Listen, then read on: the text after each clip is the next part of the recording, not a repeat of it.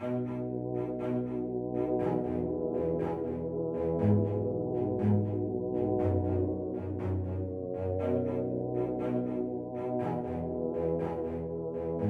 parece que quizás la segunda sea más importante que la primera en un sentido, porque es la consolidación de la Bienal, es la confirmación de que ocupa un espacio, es real, ¿no? Ya se introduce un poco también en la dinámica de producción de libros, en el interés de editores y del público por acercarse precisamente a las novelas, o las mejores o las más interesantes o las más impactantes o las que han generado mayor discusión. De hecho, que se señalen 10 u 11 como este año y luego 5, permite que alguna persona que digamos le gustó una que no está en las 11 discuta la pertenencia o no de esa novela dentro de las 11 novelas. Entonces se genera, de hecho, ya una dinámica de discusión de la literaria, que me parece que esa era un poco la intención que tenía la Bienal, ser un espacio de discusión más que un premio solamente, ¿no? Porque un premio se da, y muy bien, pero aquí lo que hay es un encuentro de novelistas que hablan de las novelas que acaban de hacer o que han publicado hace poco. Y entonces se da un clima en efecto de conversación sobre las cosas que se están produciendo y qué sentido tienen, ¿verdad? Entonces muy, muy importante, ¿no?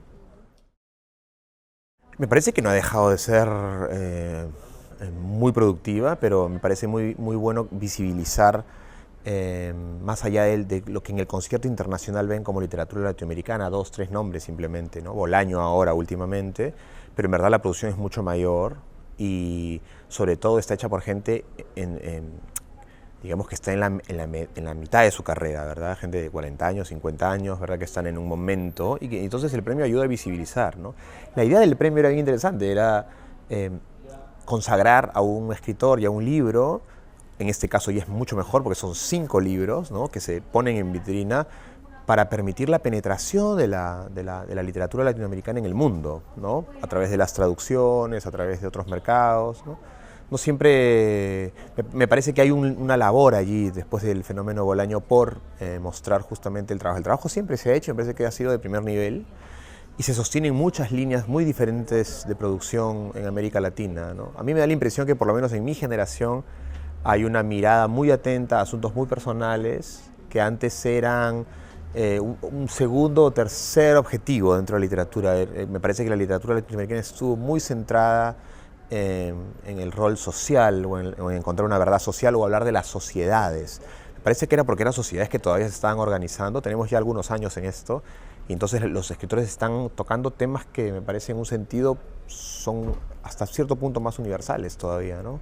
Como la familia, como las relaciones interpersonales, las dinámicas entre padres e hijos, sin dejar de lado los asuntos sociales, porque esta es una bienal de novela, y la novela siempre suele ser social y política, ¿no? También.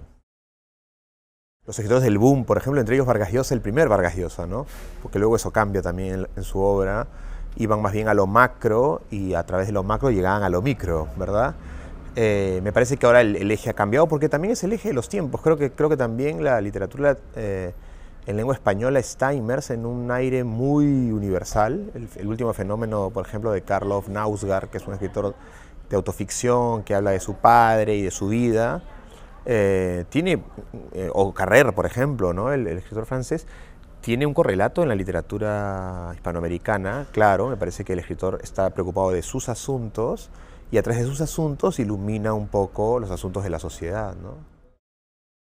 El periodismo me ha permitido a mí, por ejemplo, tener un lenguaje mucho más transparente, no perder la función de apelar al lector. Me parece que eso le pasa también a un escritor como Renato Cisneros, que también es un escritor cuya obra ha tocado a una gran cantidad de lectores, ¿no? Para mí también es una gran preocupación precisamente eso, ¿no? Lo interesante es que en libros como el suyo, como el de Juan Gabriel Vázquez, el asunto personal ilumina un asunto social, ¿no? En el caso de Renato no desmiente una tendencia que ha habido en el Perú muchos años, que es la novela de la violencia, ¿verdad? De la violencia política peruana, sino que le cambia el eje de aproximación. Entonces ya no está enfocando al héroe o antihéroe social o histórico, sino a su padre, ¿no?